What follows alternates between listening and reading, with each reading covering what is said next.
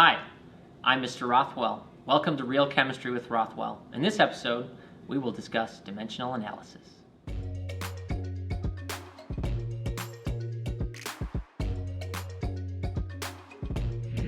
Dimensional analysis is a systematic approach of converting a value from one unit to another unit.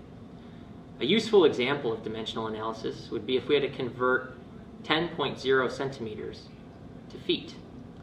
Now, one way that we could do this is by using dimensional analysis, where we use the conversion between centimeters and inches, in that 1 inch equals 2.54 centimeters, and then using the conversion from inches to feet, in that 1 foot equals 12 inches.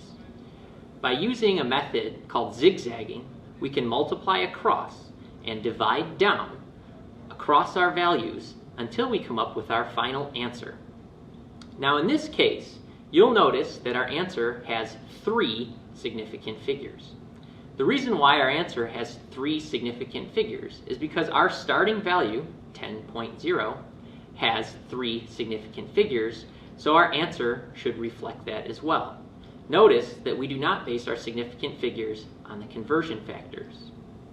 On a related note, in an instance that we had to add or subtract values, we would not pay attention to the significant figures, but rather the decimal places, and our answer should have as many decimal places as the value with the least number of decimal places.